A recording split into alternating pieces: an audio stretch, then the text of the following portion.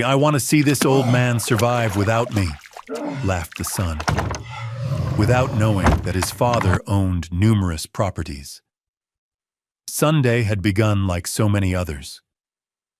Renato Silveira woke up at 7 in the morning, prepared breakfast, 2 bread rolls with butter, a cup of black coffee without sugar, and sat at the small kitchen table to read the newspaper.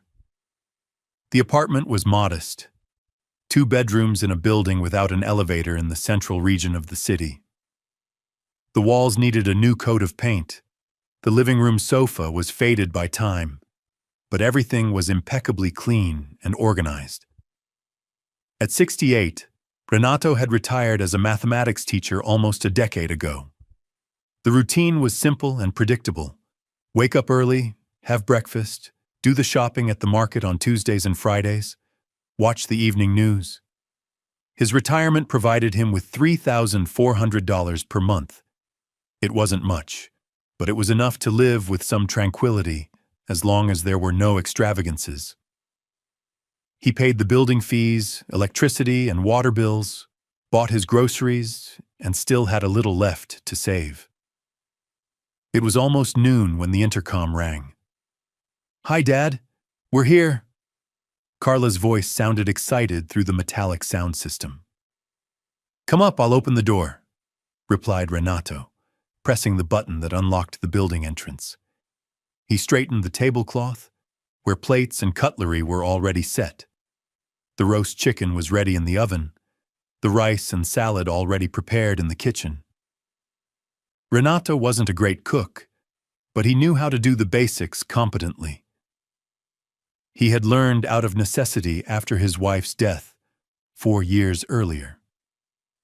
Marina had always been the soul of the home, and her absence had left a void that time hadn't completely managed to fill.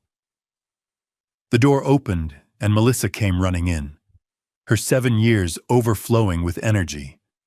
"Grandpa," she shouted, hugging Renato's legs tightly. "Hi, my princess."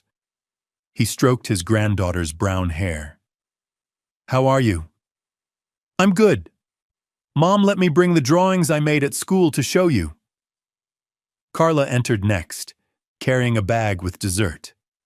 At 37, she maintained the serene appearance and gentle smile that had won Renato over since their first meeting, years ago, when Giuliano had introduced her to the family. "Hi, Mr. Renato. I brought a pavé. Hope you like it." "You didn't have to, Carla. But thank you."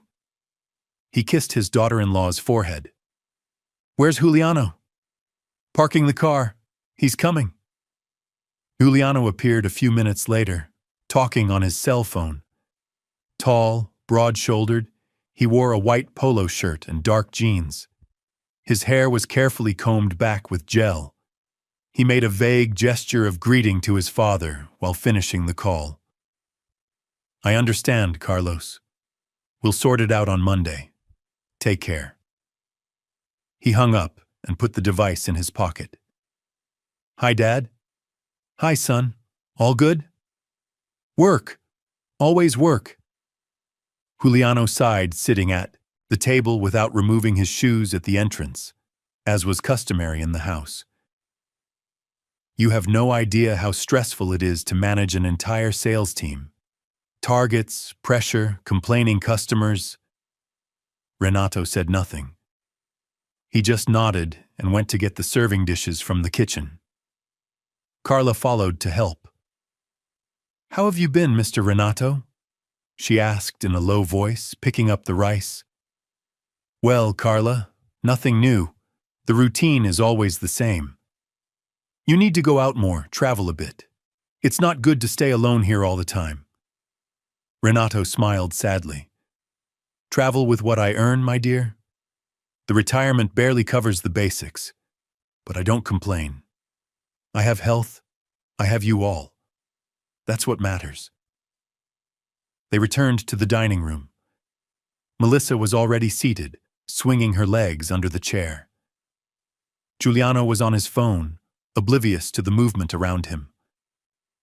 "Giuliano, put that phone away," said Carla, with a touch of irritation in her voice. "I will, honey. Just answering an important email." Renato began serving the chicken, cutting generous pieces for everyone. The conversation flowed about trivial matters. Melissa's school, a project Carla was developing, the approaching holidays. Juliano participated little, limiting himself to monosyllabic grunts while eating. It was in the middle of the meal that the mood changed. "Dad, I need to talk to you about something." Juliano's voice cut through the conversation. He put down his fork and looked directly at Renato. "Tell me, son." "It's about money." Carla stopped eating, visibly tensing up. Melissa continued playing with the rice on her plate, oblivious to the tension that was beginning to take over the table. "I'm having some financial problems. Nothing serious, just a temporary squeeze. You know how it is, right? Credit card, installments. Life is getting more and more expensive." Juliano gave a forced laugh. "I thought you could help me out. Just a small loan. About $5,000. I'll pay you back in 3 months, I promise." The silence that followed was heavy.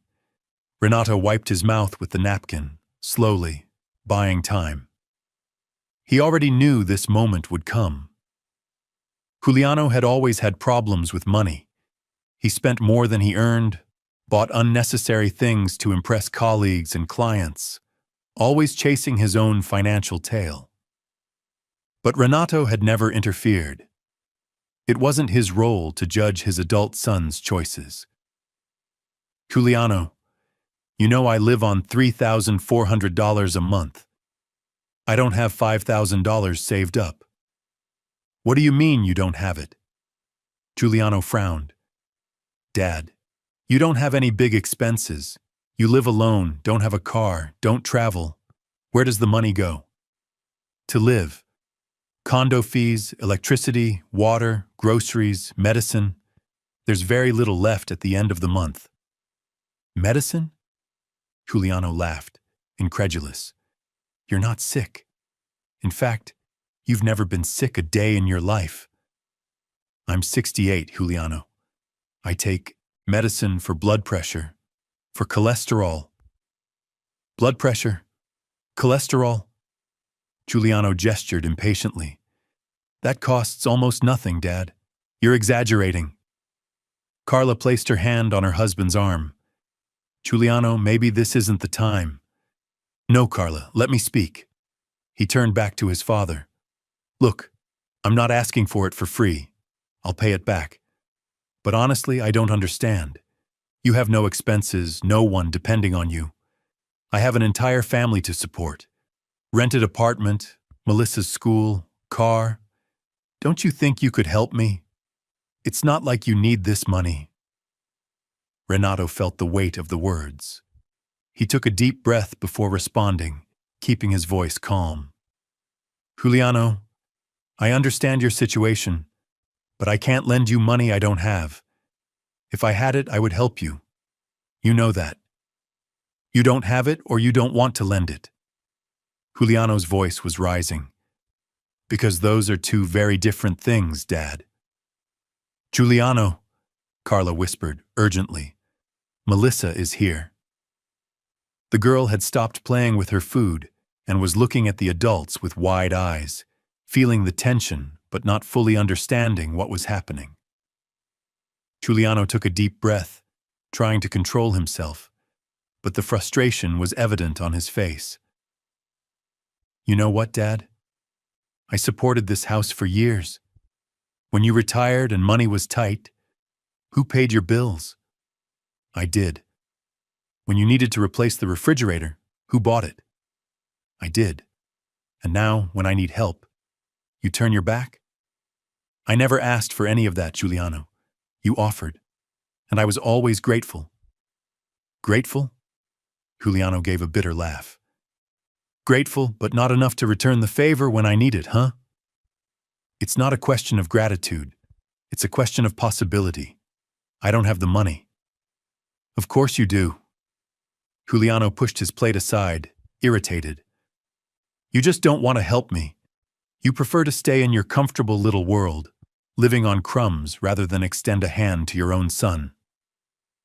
Giuliano, that's not fair, Carla intervened, her voice low but firm. Fair?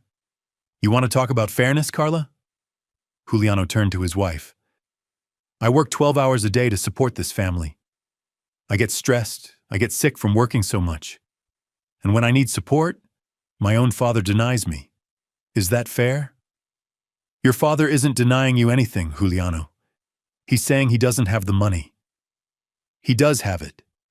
He just doesn't want to give it to me. Renato remained silent. He knew that anything he said would only make the situation worse. Giuliano was irrational, consumed by his own financial frustration and wounded pride. You know what it is, Dad? Giuliano stood up, throwing the napkin on the table. I always thought you were a failure, a math teacher who never achieved anything in life, who always lived in mediocrity. And now I see that I was right. You're a petty failure who won't lift a finger to help your own son. Giuliano. Carla stood up too, her eyes full of tears. Stop it. Let's see this old man survive without me. Giuliano pointed at his father, his voice loaded with contempt. Because from now on, it's over. I'm not going to put another cent in this house. I'm not going to call you anymore. I'm not going to visit you. You'll see what it's really like to be alone, with no one to help you. We'll see how long you last. Melissa began to cry softly. Carla picked her up, whispering words of comfort while giving her husband a disapproving look. Renato remained seated, hands on the table, gaze fixed on the half-eaten plate of food. He said nothing. There was nothing to say. He knew his son well enough to know that when Giuliano got into that state, there was no use arguing. Giuliano grabbed the car keys and headed for the door. Let's go, Carla. Carla hesitated, looking at her father-in-law with an expression of pity and regret. Mr. Renato, I'm so sorry, she began, but Giuliano interrupted her. Now, Carla. She hugged Melissa tighter and followed her husband, casting one last apologetic glance at Renato before closing the door.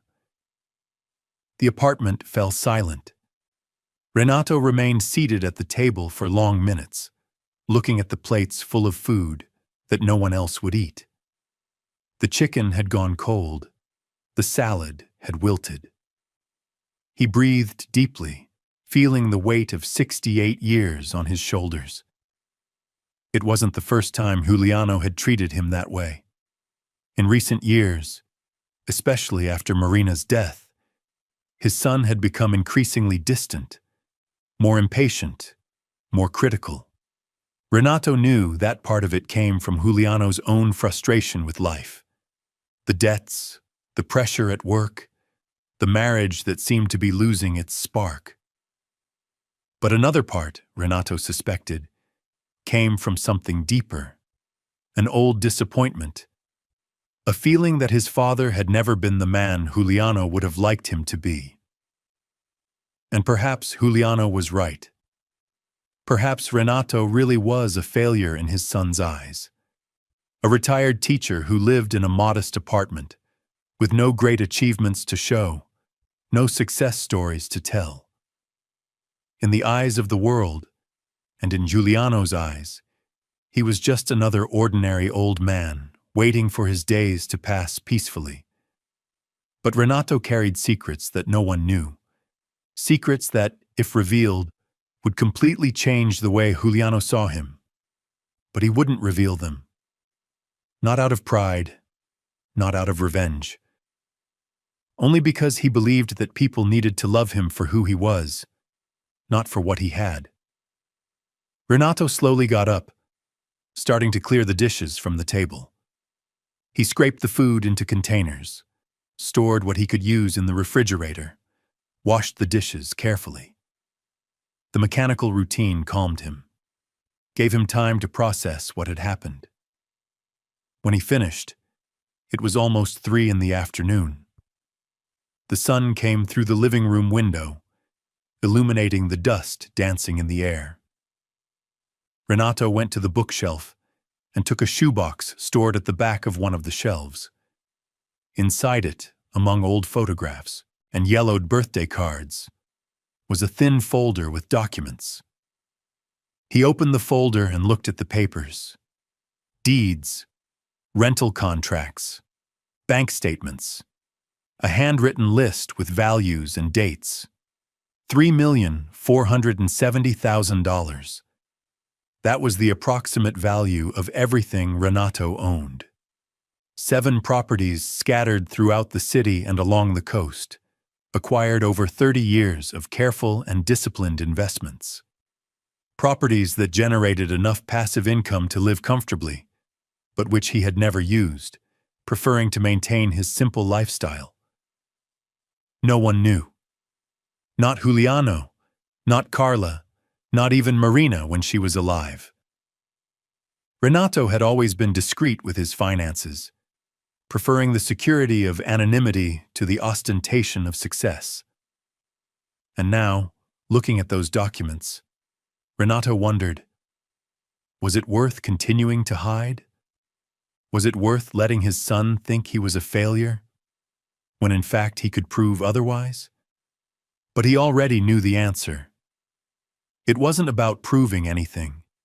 It was about dignity. It was about true love. And true love didn't need material proof. Renato closed the folder and put it back in the box. Then, he sat down on the faded sofa, turned on the television, and tried to distract himself with some random program. But Juliano's phrase echoed in his mind, relentless and painful. I'd like to see this old man survive without me. Outside, Sunday continued its peaceful course, indifferent to the silent drama unfolding in the small apartment on the 3rd floor. Renato woke up at his usual time, 7 o'clock, and followed his morning routine with the precision of a clock. Coffee, newspaper, shower. Outside, low clouds threatened rain, but he had planned to go to the market anyway. At 9 o'clock, he took his reusable cloth bags and went down the stairs to the street. The market was 3 blocks away. Renato did his shopping always on Tuesdays and Fridays, following a mental list that rarely varied. Rice, beans, chicken, vegetables, bread, milk. Nothing superfluous. No extravagances. His retirement income of $3,400 per month required discipline.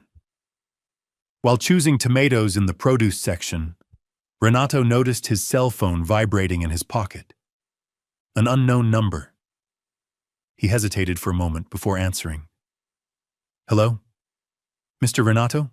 It's Carla. There was a pause. Renato hadn't expected to hear his daughter-in-law's voice so soon. Carla, are you all right? She seemed to be in a quiet place, speaking softly. I wanted to know how you are. I'm fine, thank you for asking. Mr. Renato, I need to say I'm sorry about what happened on Sunday. Juliano, he shouldn't have spoken to you that way. Renato held the phone between his shoulder and ear while putting the tomatoes in his bag. Don't worry, Carla. I know you don't agree with him. No, I don't agree. Her voice was firm now. And I want you to know that, regardless of what Julian decided, I won't abandon you. You're my father-in-law. You're Melissa's grandfather. That doesn't change. Renato felt a tightness in his chest, but kept his voice steady. Thank you, Carla. But I don't want to cause problems in your marriage. You're not causing any problems. She took a deep breath. I'm calling in secret because Julian is unyielding. But I don't think it's right for him to cut you out of his life just like that, without any explanation. How is Melissa? She's fine. She asks about you every day. I told her Grandpa is busy, that she'll see you again soon. Thank you for that.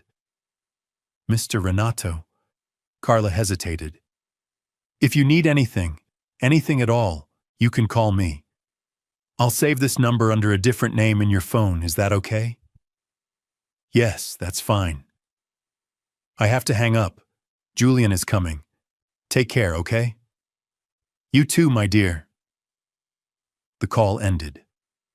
Renato stood still for a few seconds, holding the cell phone, looking at the screen that had returned to the wallpaper, an old photo of Marina smiling at the beach. Then he put the device away and continued with his shopping. Back in the apartment, while storing things in the refrigerator, Renato caught himself thinking about Julian.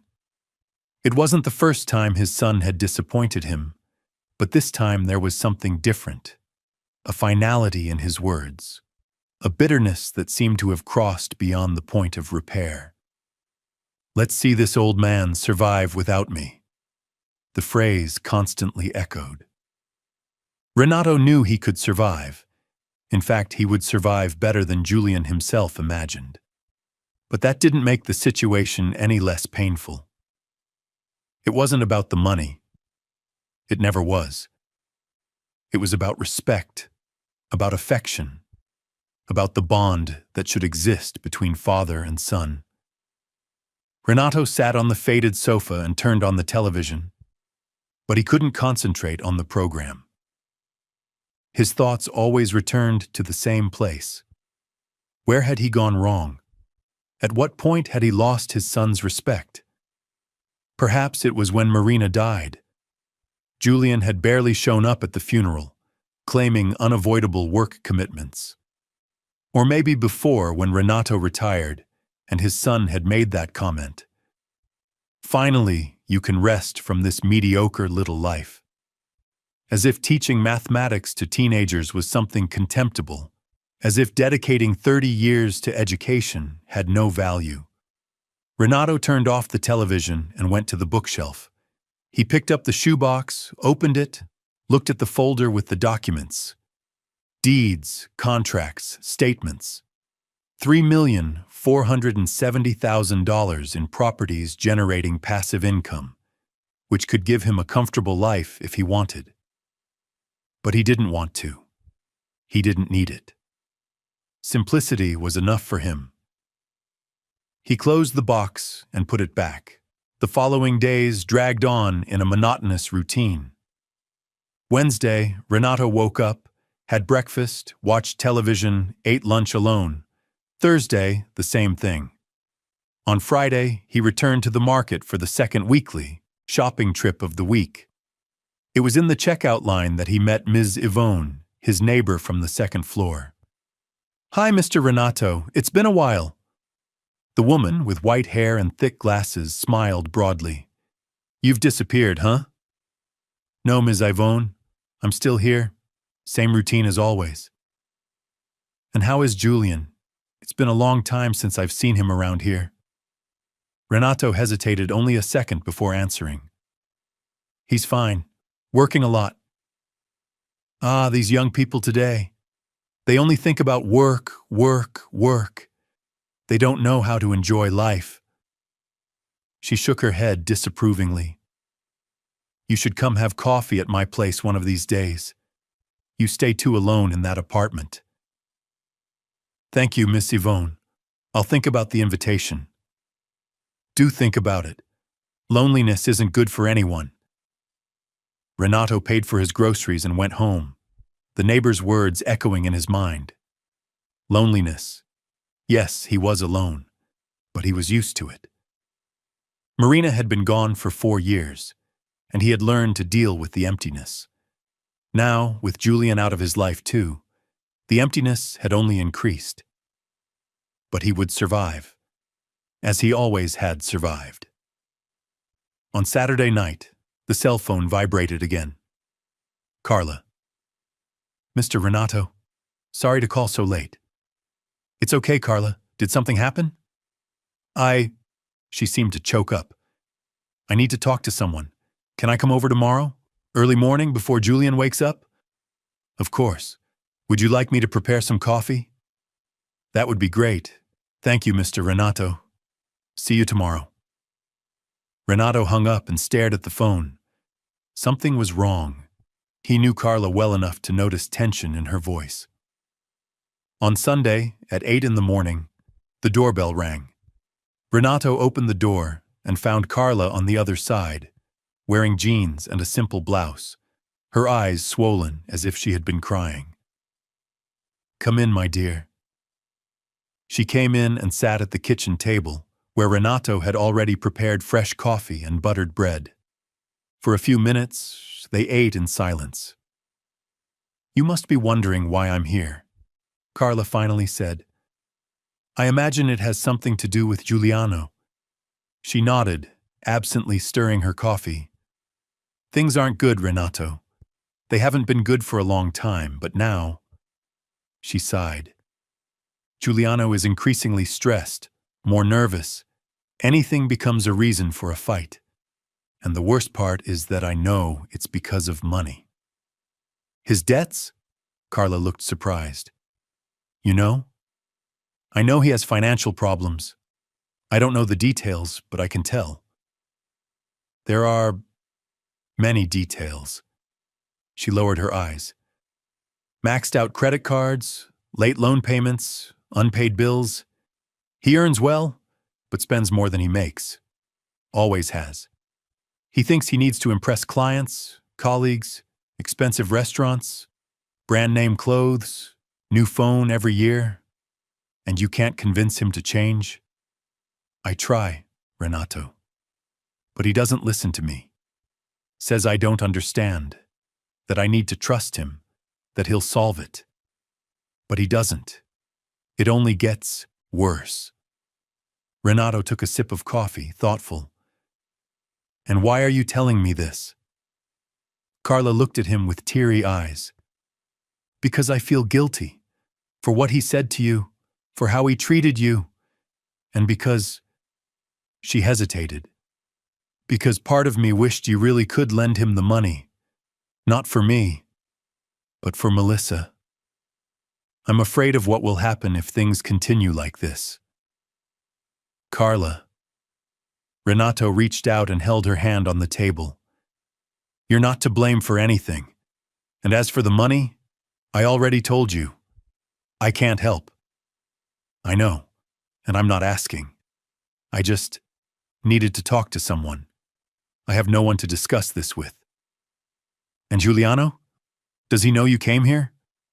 "No, and he can't know." She wiped her eyes with the back of her hand. "He's still unyielding. He forbade Melissa from talking about you, even forbade us from walking down your street. It's as if you no longer exist." The silence that followed was heavy. "I'm sorry, my dear," Renato finally said. "I'm sorry you're caught in the middle of this. I chose to marry him." Carla smiled sadly. "But sometimes I wonder if I made a mistake." "Don't say that. Giuliano has his problems, but I know he loves you, and he loves Melissa too. He loves in his own way."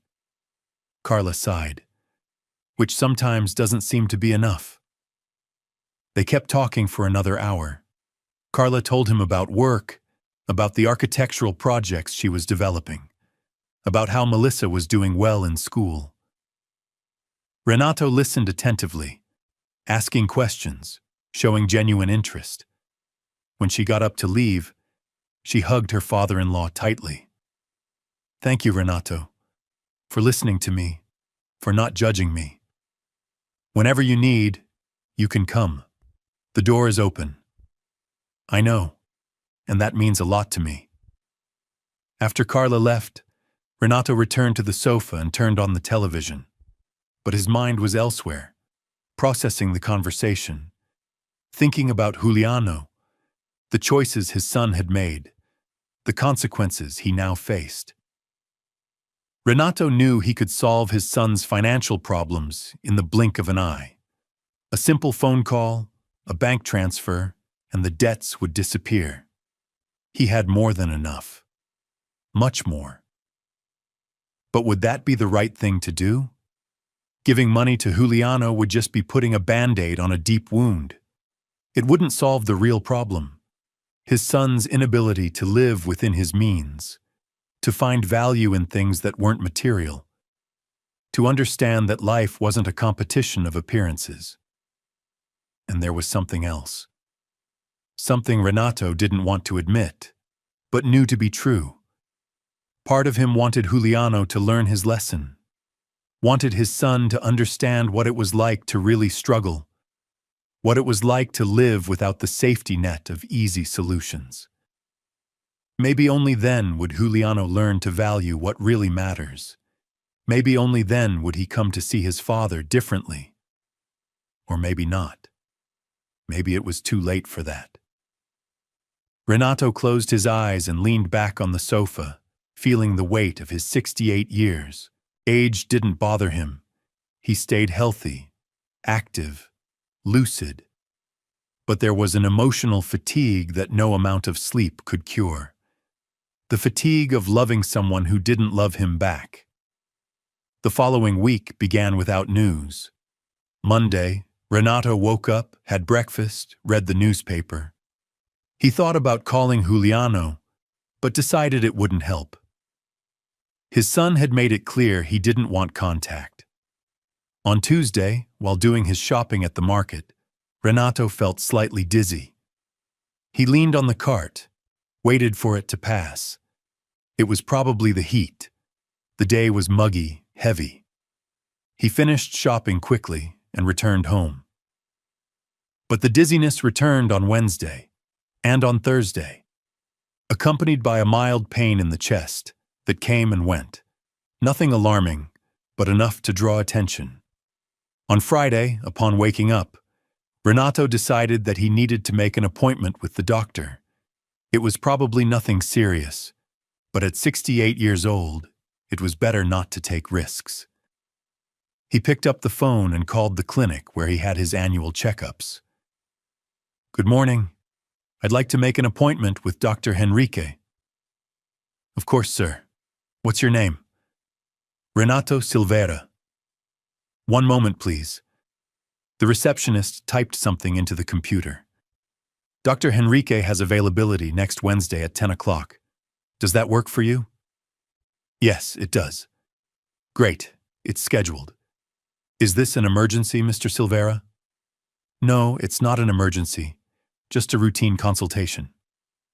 "Perfect. See you Wednesday, then."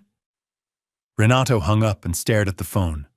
He thought about calling Carla, telling her about the dizziness and chest pain. But he decided it wasn't worth worrying her. It probably was nothing. He put the phone away and went to prepare breakfast, trying to ignore the slight pressure he still felt in his chest. Outside, the city continued its frantic pace, indifferent to the silent drama unfolding in the small third-floor apartment.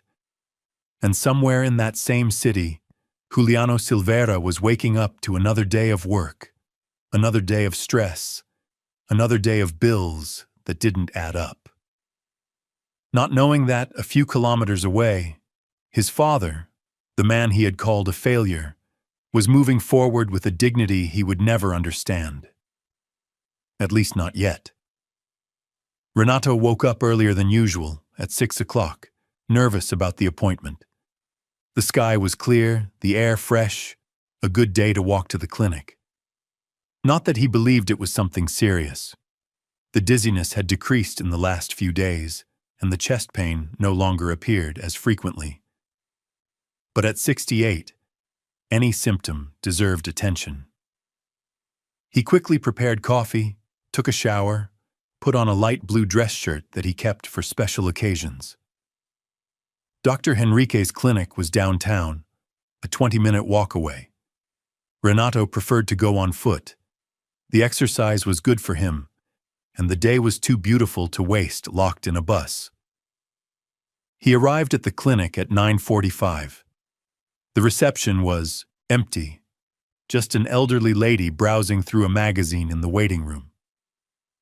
Renato gave his name to the receptionist and sat down. picking up a random magazine to pass the time. "Mr. Renato Silveira?" A young nurse appeared at the door. "The doctor will see you now." Dr. Henrique's office was spacious and well lit, with framed diplomas on the walls and a bookshelf full of medical books. The doctor, a man in his early 50s with graying hair and thin-framed glasses, stood up to greet him. "Renato, it's been a while. When was the last consultation? Last year?" "That's right, doctor. Annual checkup." "And what brings you here this time?" The receptionist mentioned it wasn't an emergency. Renato explained the symptoms. The dizziness that started a few weeks ago. The mild chest pain that came and went. The unusual fatigue. Dr. Henrique listened carefully, taking notes, then asked Renato to sit on the examination table for the physical exam. He measured the blood pressure. It was high, but not alarmingly so. Listened to the heart, the lungs, checked reflexes, eyes, ears, ordered blood tests, electrocardiogram. "I'll be straightforward with you, Renato," said the doctor, returning to his chair. "I don't see anything that indicates a serious problem. Your blood pressure is a bit elevated, but nothing out of control. I'll order these tests to make sure. But my initial impression is that you're suffering from stress." "Stress?" Renato frowned. "But I live a quiet life, doctor. I have no reason to be stressed." Dr. Henrique took off his glasses and cleaned the lenses with a cloth. Stress doesn't always come from obvious things like work or money. It can come from loneliness, emotional concerns, changes in routine. How have you been feeling lately? Emotionally, I mean. Renato hesitated. He didn't want to talk about Juliano, about the falling out, about the pain he silently carried. But the doctor waited, patiently. "I had some family problems recently." "Serious problems?" "Depends on the point of view. For me, yes. For other people, perhaps not." Dr. Henrique put his glasses back on and leaned forward, resting his elbows on the desk. "Renato, I've known you for years. You've always been a balanced, healthy man without major problems. But age brings vulnerabilities, and emotions greatly affect the physical. My advice, besides the tests I'm going to order, is that you try to resolve these family problems, or at least find ways to deal with them without letting them consume your health." "I understand. I'm going to prescribe a mild medication for your blood pressure, just to regulate it. And I want you to come back here in 2 weeks with your test results. Agreed?" "Agreed." Renato took the prescriptions and test orders, thanked the doctor, and left the clinic feeling a mixture of relief and sadness. Relief because it wasn't anything serious. Sadness because the source of the problem was something he didn't know how to solve. Walked home slowly, stopping at a pharmacy on the way to buy the medications. When he arrived at the apartment, it was almost noon. He prepared a simple lunch, rice, beans, a fried egg, and ate alone in silence, watching the news on television. Afterward, he lay down on the sofa for a nap. The fatigue of the past few days seemed to have accumulated, and within a few minutes, he was sleeping deeply. It was the sound of the intercom that woke him. Renato got up disoriented, looking at the clock. It was almost 5 in the afternoon. He had slept the entire afternoon. "Hello?" he said into the intercom, his voice still groggy from sleep. "Mr. Renato? It's Carla. Can I come up?" "Of course you can." He opened the apartment door and waited. Carla appeared in the hallway a few minutes later, her eyes concerned. "Mr. Renato, are you okay? I called 3 times and you didn't answer." "I was worried." "Sorry, Carla, I was sleeping. I didn't even hear the phone ring." She came in, examining him with her gaze. "You look tired. Did something happen?" Renato sighed, gesturing for her to sit down. I went to the doctor this morning. Nothing serious, just a checkup. Doctor? Carla sat on the edge of the sofa, tense. Why? Are you sick? No. I've had some dizziness in the last few weeks, a little chest pain. The doctor said it's stress, slightly high blood pressure. He prescribed some medication and ordered tests. Stress? Carla repeated, as if the word made no sense. But you live peacefully, I know. Renato smiled without humor. Apparently, tranquility is not synonymous with the absence of stress. Carla was silent for a moment, processing the information. Does Juliano know? No, and he doesn't need to know. Mr. Renato? Carla shook her head, frustrated. He's your son. He has the right to know. He chose not to be part of my life anymore, Carla. I respect that choice. But I don't respect it. Her voice was firm now, almost angry. You got sick, went to the doctor, and he should be here. It's his obligation. Carla, no, Mr. Renato. Don't ask me to accept this, because I don't accept it. She took a deep breath, trying to calm herself. Are you going to be okay? Did the doctor say it was serious? It's not serious. I just need to take the medication, do the tests, rest a bit. Then I'm going to stay here with you. You don't need to, my dear. I'm fine. I'm not asking for permission, Mr. Renato. I'm informing you. Carla took her cell phone from her purse. I'm going to call Juliano and tell him I have an urgent project and will be staying at a client's house for a few days. Melissa will stay with him, and I'll stay here taking care of you. Carla, this will cause problems in your marriage. She looked him in the eyes, determined. There are already problems in my marriage, Mr. Renato. This won't change much. Renato wanted to argue, but saw that it would be futile. Carla had made her decision. She called Juliano. Renato heard only one side of the conversation. Carla explaining about a fictional project, a demanding client, the need to stay on site for 3 or 4 days. Juliano seemed to complain, but eventually agreed. Done, said Carla, putting away the phone.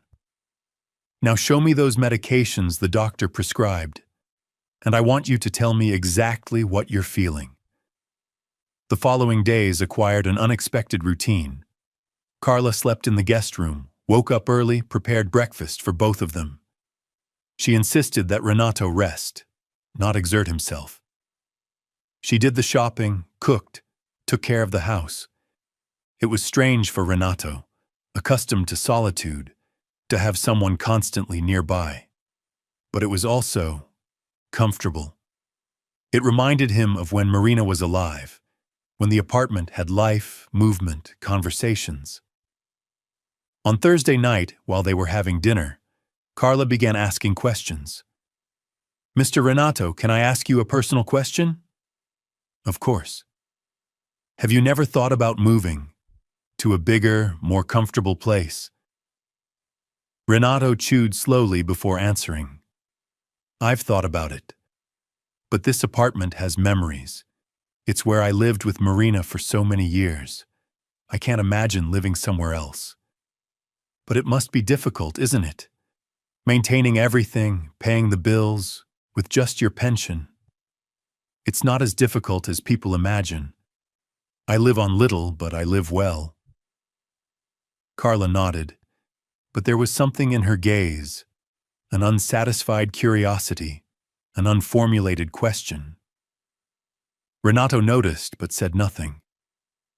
On Friday, Carla offered to organize the living room bookshelf, which had been disorganized for months. Renato hesitated for a second. That's where he kept the box with the documents, but ended up agreeing.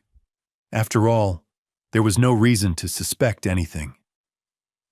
He was in the kitchen, preparing orange juice, when he heard a dull thud in the living room.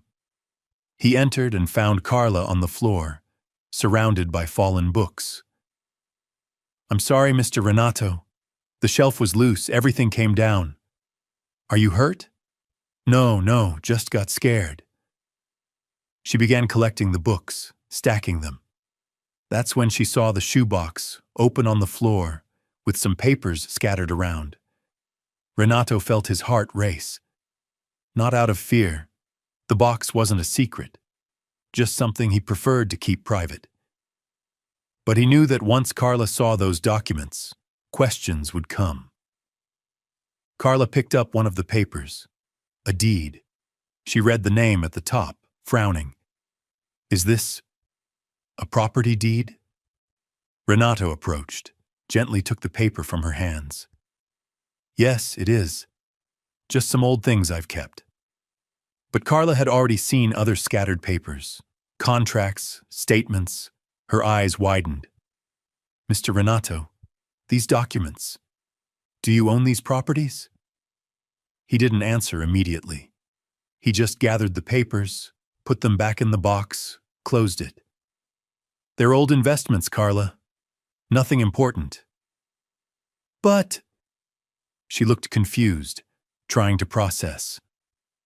I saw the values. This isn't a small matter. Renato sat on the sofa, holding the box in his lap. Carla, these are parts of my life I prefer to keep private. But you always said you live only on your pension, that you don't have money saved. And now I see... She gestured, at a loss for words. I don't understand. It's not about understanding, my child. It's about respecting that everyone has their reasons for doing things the way they do. Carla sat beside him, still processing. Does Juliano know about this? No. Why? Renato sighed, looking at the box in his hands. Because I want people to love me for who I am, not for what I have. And because I believe that sometimes people need to learn to fight on their own before receiving help. But Mr. Renato, if Juliano knew... If he knew what? He'd come back to me? He'd apologize? Renato shook his head. I don't want that, Carla. I don't want him to come back out of interest. If one day he returns, I want it to be because he truly understood what he did wrong. Because he grew as a person, not because he discovered I have money. Carla remained silent, absorbing the words. You're a wise man, Mr. Renato. Much more than I imagined. Or very stubborn. He smiled sadly. Sometimes I can't tell the difference. And now, what do I do with this information? Whatever you want, Carla. I can ask you not to tell Juliano, but I won't demand it. You have to make your own decisions. She nodded slowly. I need to think. It's a lot of information at once. I understand. They finished arranging the books in silence. Carla was clearly shaken, her gaze distant, processing the revelation. Renato left her with her thoughts, returning to the kitchen to finish the juice. That night, after dinner, Carla said she would return home the next day. Juliana will start to get suspicious if I stay much longer. And besides, you're better now. Taking your medications properly, resting. Thank you for everything, Carla. You didn't have to do this. Of course I did. You're my family, Mr. Renato, regardless of what Juliano thinks or does.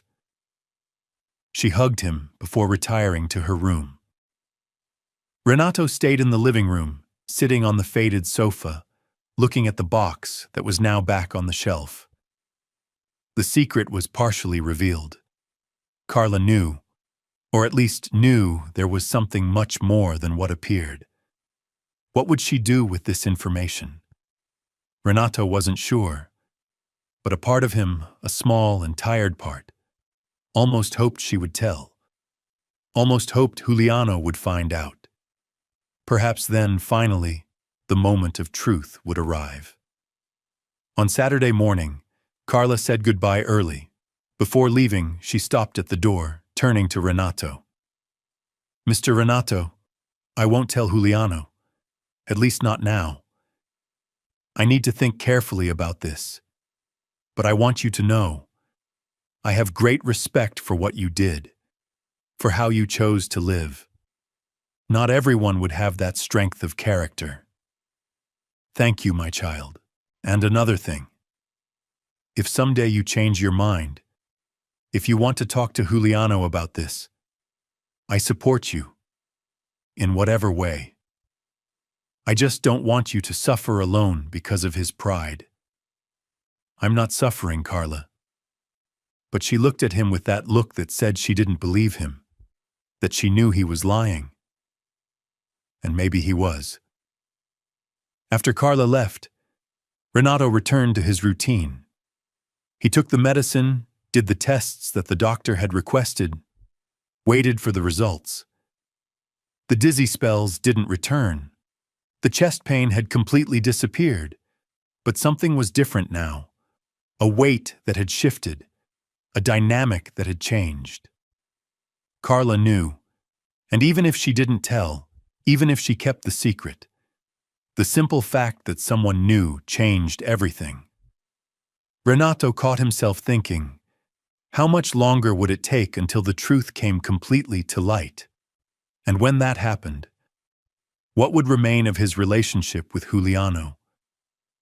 These questions haunted him for the following days, unanswered, echoing in the silence of the empty apartment. And somewhere in the city, Carla was returning home carrying a secret that weighed more than she had imagined.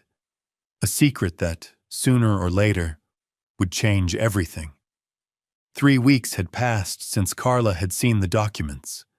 3 weeks of heavy silence, of thoughts that wouldn't let her sleep, of glances at Juliano that he didn't notice, or pretended not to notice. The marriage was worse. Giuliano came home late every night, exhausted and irritable. The bills continued to pile up. Arguments were frequent. And Melissa, poor Melissa, spent more and more time locked in her room, escaping the tension. It was on a Tuesday night, after another fight about money, that Carla made her decision. Giuliano had left slamming the door, claiming he needed to drive to cool off. Carla took her phone and called Renato. Carla, everything okay? Mr. Renato, I need to talk to you. Tomorrow, is that possible? Of course, what happened? Tomorrow, please, in person. She hung up before he could insist. On Wednesday morning, Carla took Melissa to school and went straight to Renato's apartment. He opened the door, his gaze concerned. Come in, my child. Coffee? No, thank you. Carla entered and sat on the sofa, her hands intertwined in her lap. Mr. Renato, I came here because I need to know the truth, the whole truth. Renato sat in the armchair across from her, waiting. About those documents I saw, Carla continued. You said they were old investments, nothing important. But I saw the values, Mr. Renato. I saw the contracts. And since then, I can't stop thinking about it. I need to understand. Renato sighed, resting his hands on his knees. What exactly do you want to know? Everything. How much you have. How you got it. Why you hid it. And especially, she hesitated, why you let Giuliano humiliate you like that, knowing you could prove him wrong. The silence that followed was long. Renato got up, went to the bookshelf, grabbed the shoebox. He returned to the sofa and placed it on the center table, opening it slowly. I have $3,470,000 in properties. His voice was calm, almost monotone. 7 properties, to be more precise. Commercial building downtown, 2 apartments in the South Zone, an industrial warehouse, a beach house, a store on the main avenue, all generating rental income, about $21,000 per month on average. Carla's eyes widened, even though she was already expecting high numbers. 3,470,000, Renato completed. It took me 30 years to build this. I started when I was still an active teacher. At the time, my salary was modest, but I was always disciplined. I saved a portion, invested in real estate when prices were low, rented them out, used the income to buy the next one. It was slow, laborious, but it worked. And no one ever knew? Not even Mrs. Marina? Not even her. Renato smiled sadly. Marina was a simple woman, happy with little. If she knew I had all this money, she would have insisted we change our lifestyle. Bigger house, trips, luxuries, and I didn't want that. Not for me, not for us.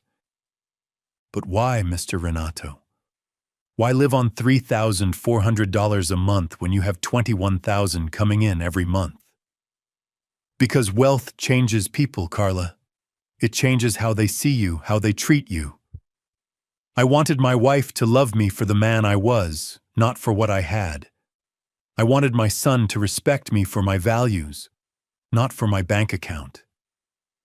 Carla shook her head, incredulous. And did it work? Does Juliano respect you? The question was like a stab. Renato looked away. No, clearly it didn't work. But at least I know that if he came back now, it would be for the right reasons. Not out of self-interest. Mr. Renato. Carla leaned forward. Have you ever thought that maybe Giuliano needs to know this? That maybe this changes his perspective on everything? Change how? He'll respect me more because I have money?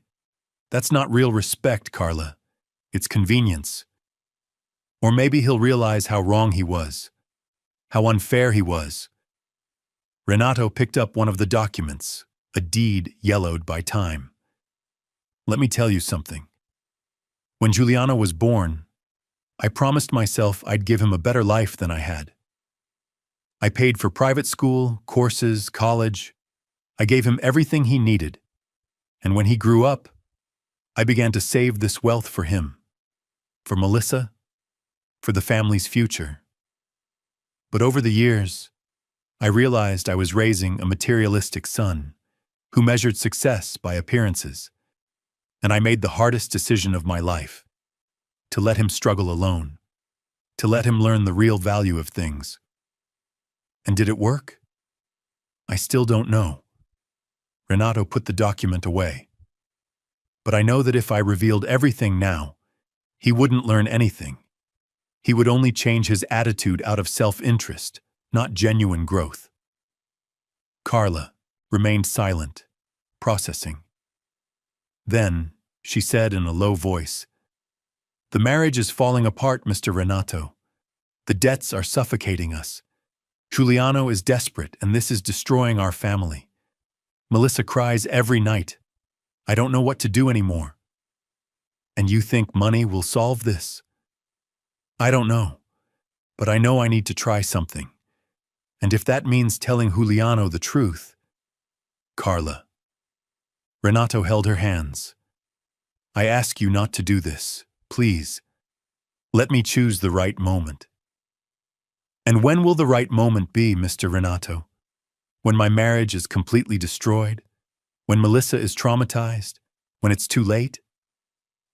Renato had no answer for that. Carla stood up, grabbing her purse. "I'm sorry, Mr. Renato. I respect you, respect your reasons. But I can't watch my family fall apart when there's a solution. I'm not asking you to give money to Giuliano, but he needs to know the truth. He needs to understand the kind of man you really are." "Carla, please." "I'm going to tell him. Tonight." She walked toward the door. "I'm sorry, but it's what I need to do." And she left, leaving Renato alone with his documents, his secrets, and the weight of 30 years of choices. That night, Giuliano arrived home at 8 o'clock. Carla was waiting in the living room, Melissa already asleep in her bedroom. "We need to talk," she said. before he could even take off his shoes. Carla, I'm tired. If this is about money again. It's not about our money. It's about your father's money.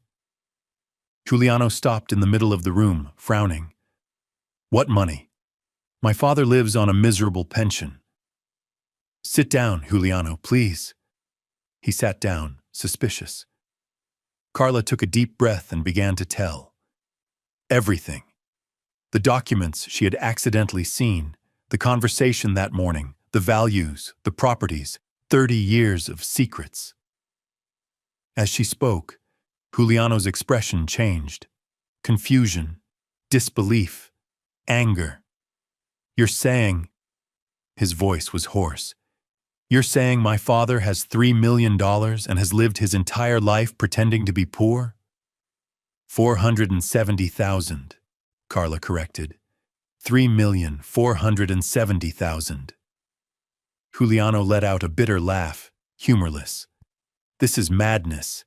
It has to be a lie. I saw the documents, Giuliano. Deeds, contracts, statements. It's not a lie. And he told you this? Just like that?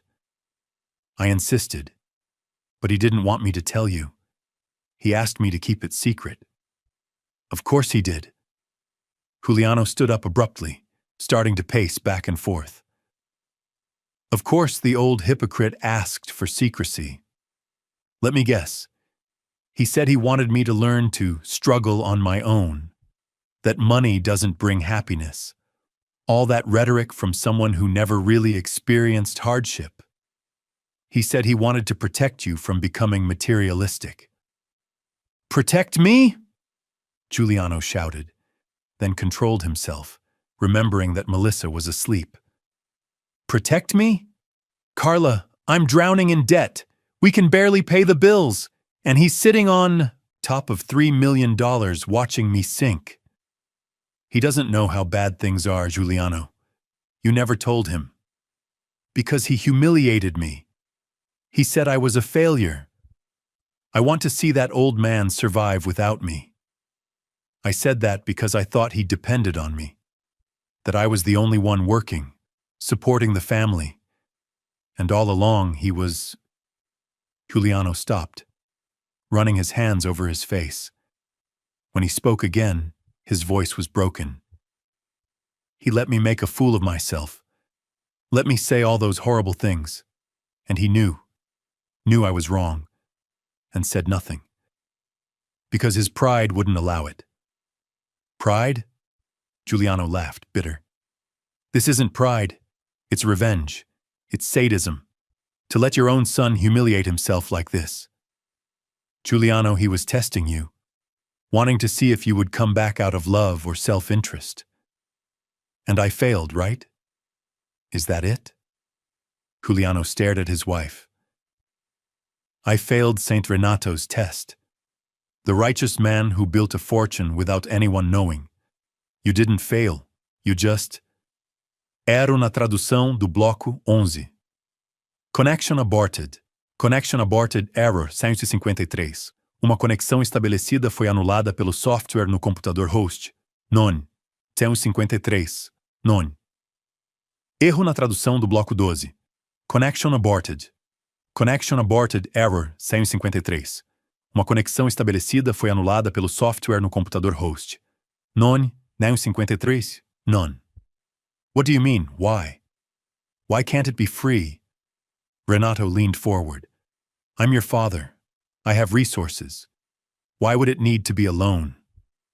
Because... Giuliano searched for words. Because I need to learn. I need to understand that money has value, that it doesn't fall from the sky. You said that yourself, didn't you? Renato smiled, but it was a sad smile. Yes, I did. But maybe I was too harsh. Maybe I expected you to learn on your own things that I should have taught you. No, Dad. You were right. I was. Giuliano shook his head. I was arrogant, materialistic. I thought success was measured by appearances, and when things started falling apart, I didn't know how to handle it.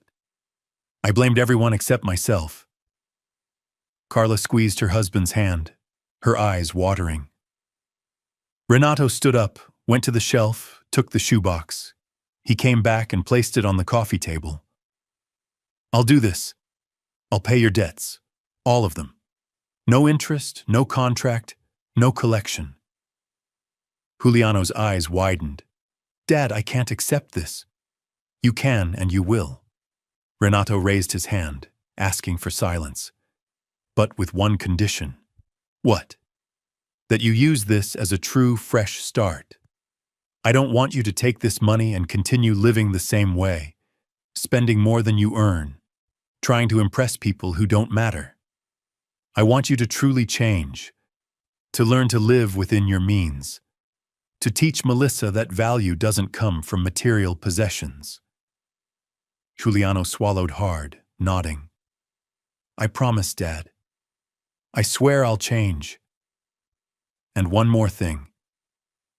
Renato opened the box, took out an envelope. This apartment where you live. How much is the rent? $2,300 a month, Carla answered. A lot of money wasted. Renato handed the envelope to Giuliano. One of my apartments in the South Zone is vacant. The tenant left last month. You'll live there. No rent. Dad. Giuliano opened the envelope, seeing the keys and the contract. This is too much. I can't. It's not for you. It's for Melissa. Renato looked toward the hallway, where they could hear his granddaughter's voice as she played. She deserves stability, deserves to grow up in a home that can't be taken away if bills are late. And you deserve a chance to breathe, to reorganize financially. Carla started crying softly. Giuliano sat holding the envelope, his eyes fixed on the keys. Dad, I don't know what to say. You don't need to say anything. You just need to take advantage of this second chance and not waste it. Giuliano stood up, walked to his father and hugged him. It was a long, tight hug, full of emotions that wouldn't fit into words. Renato hugged back, feeling his chest tighten. When they separated, Giuliano was crying. I promise I'll make it worth it. I'll be the son you deserve. You already are, Giuliano. You just needed to realize that. The birthday party was simple but cheerful. Melissa blew out the candles on the chocolate cake, which, despite its rustic appearance, was delicious. She opened her presents, a doll from Carla, a storybook from Giuliano, and a giant 1,000-piece puzzle from Renato. 1,000 pieces, Grandpa? Melissa's eyes widened. That will take a very long time. That's why it's perfect. Renato smiled. This way you have a reason to visit me frequently, so we can put it together. The girl jumped onto his lap, happy. While Melissa played with her new doll, the adults talked in the kitchen. Mr. Renato, said Carla, washing the dishes. You have no idea what this means to us. This help, it's a miracle. It's not a miracle, Carla. It's family. Renato dried the dishes with a cloth. And I want you to know, I didn't do this expecting eternal gratitude or overnight changes. I did it because I believe in you. I believe you can be better. We will be, promised Giuliano, putting the dishes away in the cabinet. I've already started. I've canceled credit cards, made a monthly budget. I'm learning to say no to unnecessary expenses. And therapy? How's it going? Difficult. Painful. But necessary. Giuliano smiled humorlessly. I discovered I have many unresolved issues, not just with you, but with myself. We all do. Renato put his hand on his son's shoulder. What matters is being willing to face them. Carla finished washing the last dish and turned to her father-in-law. Mr. Renato, may I ask you a personal question? Of course. Do you regret it? Hiding everything for so long? Renato thought for a moment before answering. Regret is a strong word. Do I question it? Sometimes. Could I have done it differently? Certainly. But in the end, I think everything happened as it should. If I had revealed the assets when Giuliano was younger, perhaps he would never have learned to fight on his own. Maybe he would have become dependent, complacent.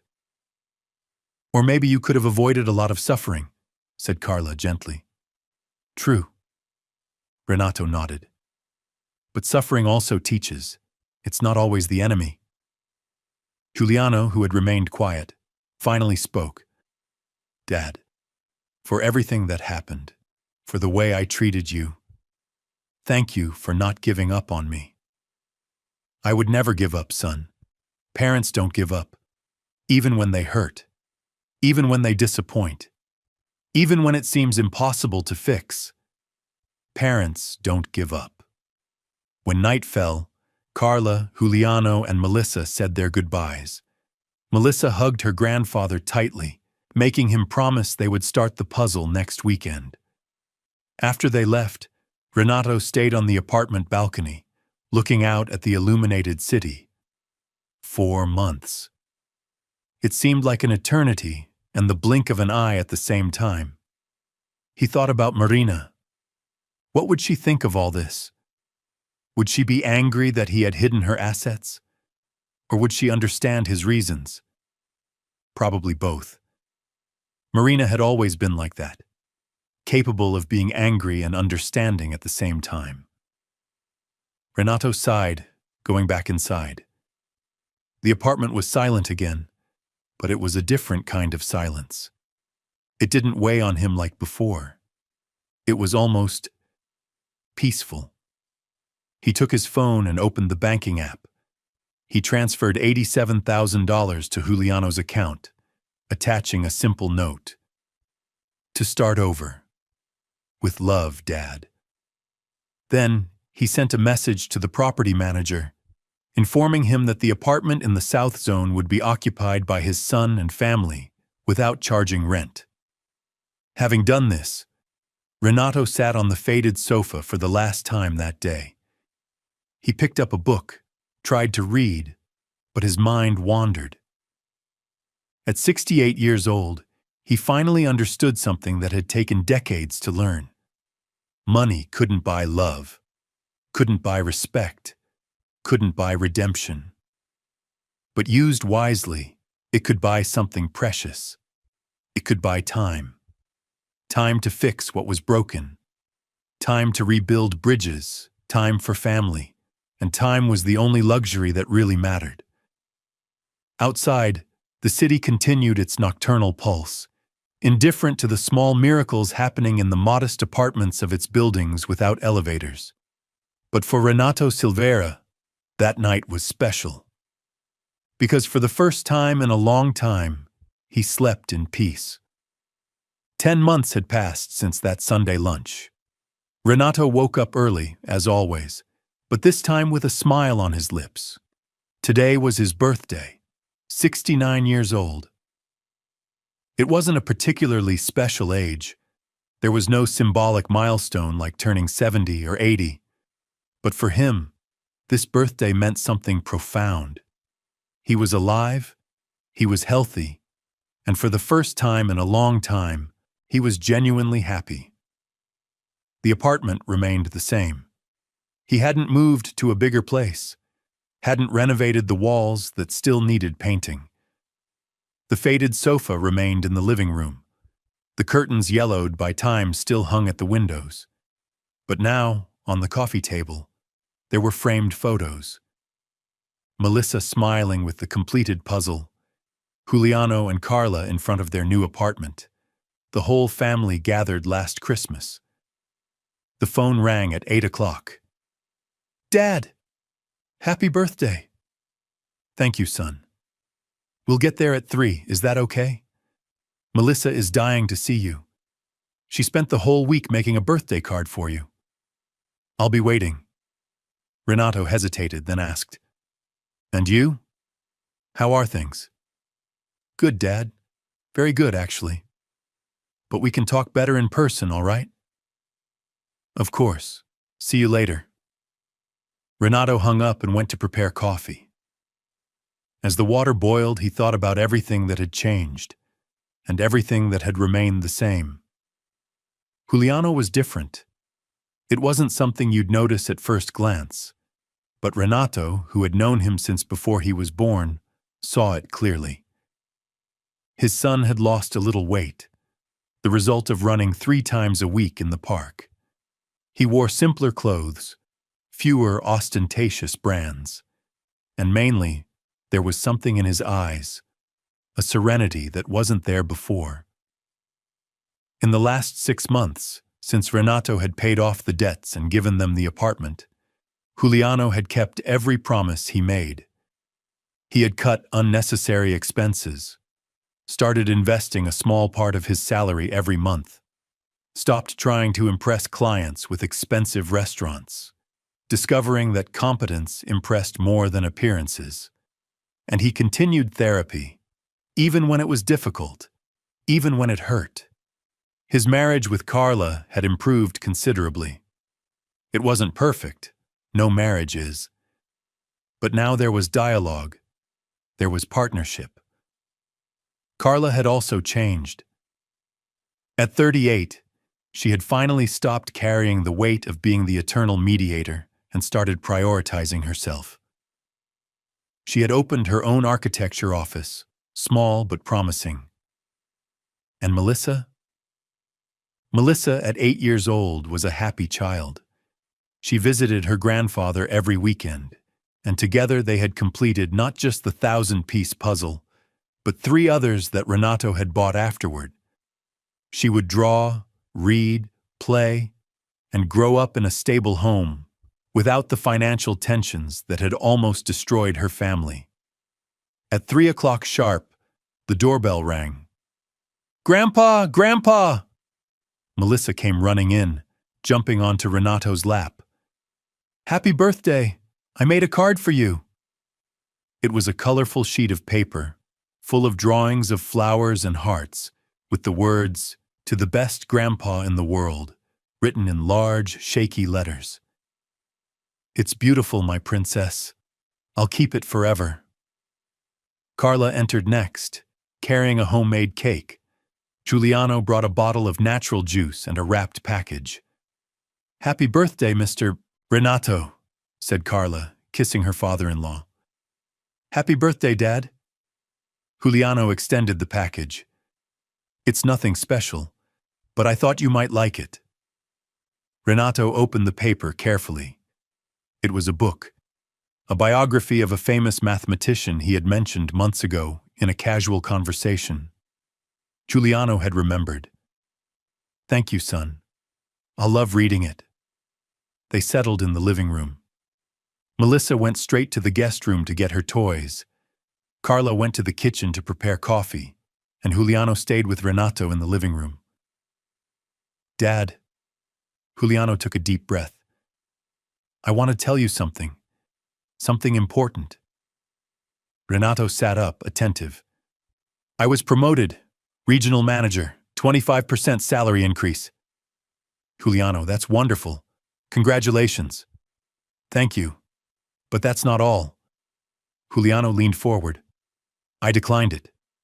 Renato blinked, confused. "Declined?" "Declined." Giuliano smiled. "The promotion meant constant travel, 60-hour work weeks, time away from family. And I realized it's not worth it. I don't need to prove anything to anyone anymore. I don't need the highest position, the fattest salary, the newest car. I need to be present for Melissa. I need time for Carla. I need to live. For real." Renato felt his eyes well up. "Son, I don't know what to say." "You don't need to say anything, Dad. I just wanted you to know." Giuliano wiped his own eyes.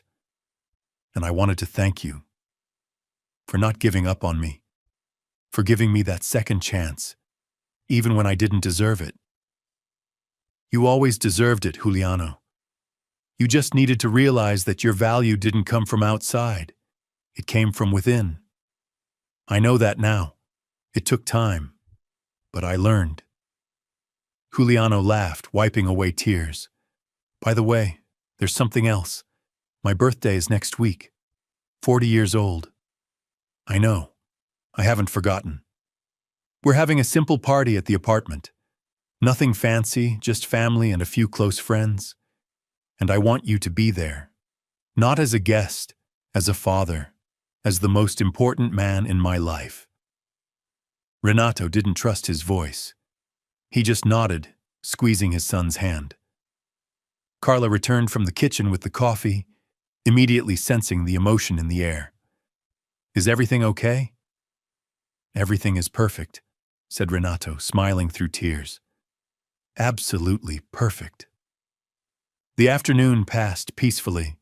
They ate the cake, delicious, talked about everything and nothing.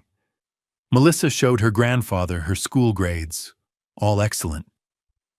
Carla told about a big project she had secured, her first truly significant contract. Giuliano talked about work, about plans for the future, about therapy that was finally bearing fruit. As the sun began to set, Melissa went to Renato and climbed onto his lap. Grandpa, can I ask you a question? Of course, my princess. Why do you live in this old apartment if you have so much money? The room fell silent. Carla and Giuliano looked at Renato, curious about how he would respond. Renato stroked his granddaughter's hair. Because this apartment has memories, Melissa. It's where I lived with your grandmother Marina for many years. It's where I raised your father. And memories are more valuable than anything money can buy. But don't you want a bigger house? With a swimming pool? Maybe someday, or maybe not. Renato smiled. You know, my dear, when you get older, you'll learn that happiness doesn't come from having more things. It comes from needing less. It comes from being surrounded by people who truly love you. And that, he looked at Giuliano, at Carla, at the modest but vibrant living room, that I have in abundance. Melissa nodded, even without fully understanding, but someday she would. When night fell, the family said goodbye. Melissa hugged her grandfather tightly, making him promise they would put together another puzzle next weekend. Carla thanked him once more, not just for the financial help, but for being the pillar that prevented the family from falling apart. Giuliano was the last to leave. He stopped at the door, turning to his father. Dad, remember that day?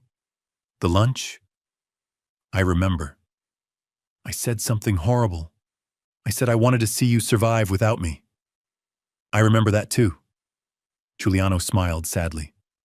I was so wrong. It wasn't you who needed me.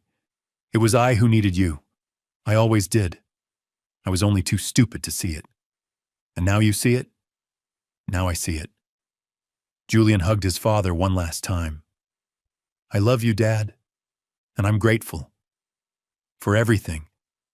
I love you too, son. More than words can express. After everyone left, Renato stood on the balcony, looking at the illuminated city. 69 years. Almost 7 decades of life. And finally, he felt he had done something right. It wasn't the properties he bought, nor the money he accumulated. It was this simple afternoon, this family gathered, this love rebuilt brick by brick. He thought of Marina, how happy she would be to see Julian like this, changed, grown, how she would adore Melissa, this granddaughter she never met, how she would laugh, knowing that Renato still lived in the same apartment, stubborn as always. I did the best I could, Marina, he murmured to the night. I hope you're proud. A gentle breeze passed, as if it were an answer. Renato went back inside, locked the door, turned off the lights. Before going to bed, he took the card Melissa had made and placed it on the bedside table. Then he opened the drawer and took out an old photo. He and Marina Young, smiling at the camera in a park. "We did it, love," he said to the photo. "Our family is well. Our son is well. Everything turned out fine." And for the first time since Marina's death, Renato felt he was truly at peace. In the months that followed, life continued its natural flow. Julian turned 40 at a simple but joyful party, surrounded by the people who truly mattered. Carla turned 38 at a quiet dinner at home, celebrating not just another year of life, but a year of new beginnings. Renato continued his routine, waking up early, having coffee, reading the newspaper. But now there were frequent visits from Melissa, Sunday lunches with the whole family, daily calls from Julian. The apartment, once silent and empty, now echoed with life. The properties continued generating income. Renato used part of it to live with a little more comfort. He bought new furniture, finally painted the walls, changed the curtains. The rest he saved, invested, prepared for Melissa's future. Julian never asked for money again, not because he didn't occasionally need it, but because he had learned to plan, to save, to live within his means. And when Renato offered help, he offered it as a father, not as a bank.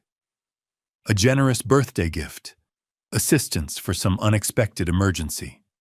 And Julian accepted with gratitude, not with entitlement. Carla prospered in her new office, small but growing slowly and solidly. She had learned from her father-in-law that success isn't measured in speed, but in consistency. And Melissa? Melissa grew up happy, surrounded by love, learning by example that value doesn't come from possessions, but from character. That family isn't perfect, but it's eternal. That forgiveness is possible, and new beginnings too.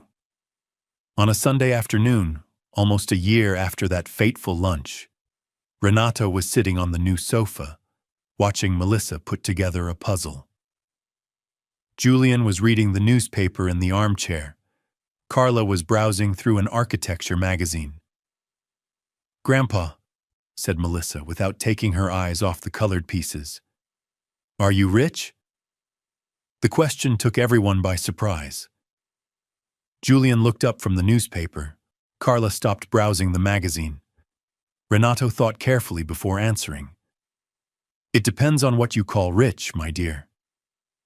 The teacher said that rich is who has a lot of money. Your teacher is not wrong, but wealth is relative." Renato pointed to the room, to the gathered family. "I have health. I have you all. I have peace. That makes me very, very rich.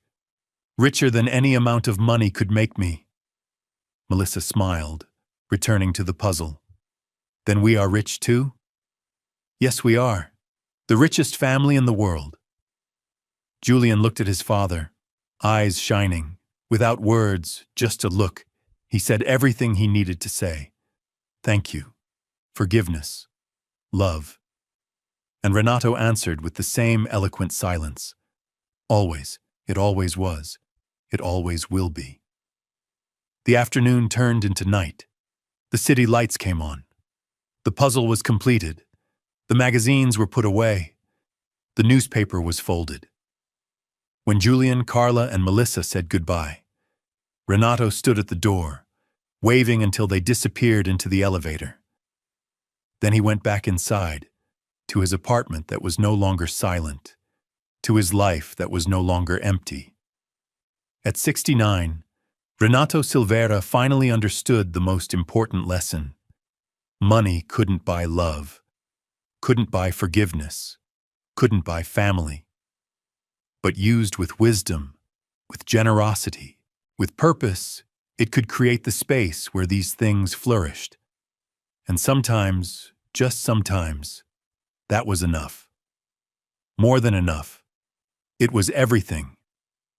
If you like this story, don't forget to like and subscribe to the channel. See you next time.